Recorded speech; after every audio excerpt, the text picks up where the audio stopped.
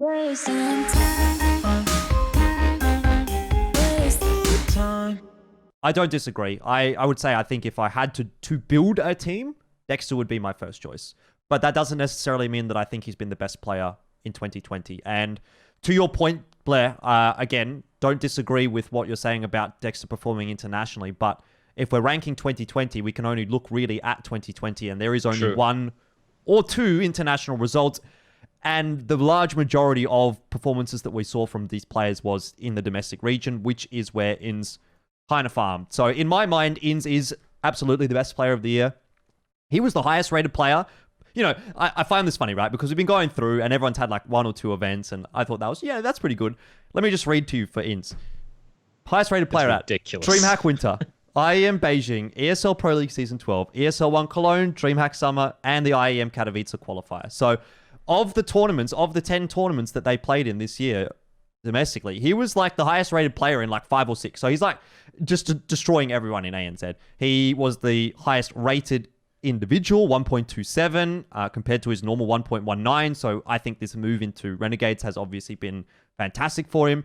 He also only had that one negative event this year, which was Katowice, 0.97.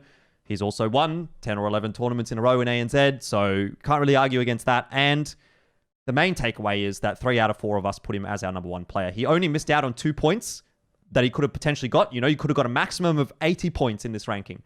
And Blair cucked him. So I don't think that there's much of an argument against Inns personally. I mean, just look at his ratings, right? Like, okay, the last 8 events he's done. I'm just taking a look here. And these are like DreamHack events, like Masters. We have the Perfect World events, like the RMR events. And then you have ESL events, right? They're like Pro League and stuff like that. 1.36, 1.46, 1.39, 1.29, 1.39, another 1.38. The guy's just fucking farming. Yeah, it's like you can't argue against the stats, really. You can't argue against the stats. Holy shit. Yeah, for sure. By the way, if Inns is in the chat, did he ever get his MVP award money from the Omen HP I think he year? did. Yeah, he did. I don't know He if he's in did? chat, but he did. I'm pretty sure he said that on Twitter. Yeah. Yeah, because I just suddenly remembered that he was the MVP of that event, and that was like the last sort of Asian event that we saw him in, right? So that's like the only comparison we have on him against like the top Asian teams. Of course, there was no Tyloo Avicii in that event, but you know, like they won that event, and he was the MVP. So I think that was like maybe a 1% factor for me on keeping him as like the top 1. But then to the point that you were saying earlier, like he joined Greyhound and then they went to play.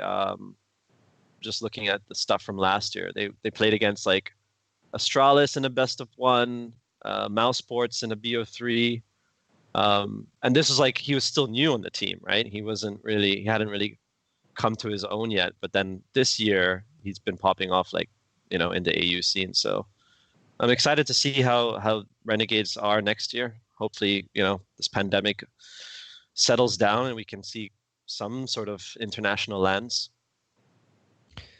I think it pretty much speaks for itself that there was one event that we commentated, Jordan, I don't know if you remember, where I think Inns 30 bombed almost every map. Every map. And we were like, and we were keeping track of it. And I was like, he did it again. He did it again. And I think there was maybe one map where he didn't 30 bomb, but out of like the, 8 to 10 maps they played that event, he 30 bombed every map. Like, that's fucking retarded. Like, you just, you can't even, I don't even get it. Like, actually looking at the stats right now, I'm starting to even doubt my Dexter number 1 pick, because this is actually ludicrous. It's like Bentet levels of fucking hard carry, right? I still stand by, like, you know, if you had to pick one player in the entirety of Asia and ANZ to be picked up by, like how Pilsky mentioned, like a top 10, top 15 team in Europe, maybe right now, who would it be? Would it be Inns or Dexter? I'd still go with Dexter, right? I would probably go with Dexter. I would probably go with Dexter as well. Yeah, and for me, that is like why I like this. I like the fact that we're actually like discussing this, right? It's not just like clean cut Inns being the number 1 player. He is by the numbers, because it is absolutely retarded, as Pilsky so beautifully put it. It is so stupid how fucking massive he's been popping off against these teams. But then again, you know, when you think about it more in depth, Dexter also definitely deserves it. I like it. I like the way it's kind of like mixed up. It's, again, you know, the sort of ranking, like, Jordan, you were looking for, right? Where it's still going to be kind of scuffy. You don't know who's the real number 1. Yeah. This is fun. Good ranking overall. I thought it was going to be more fucked up than it kind of played out. Sometimes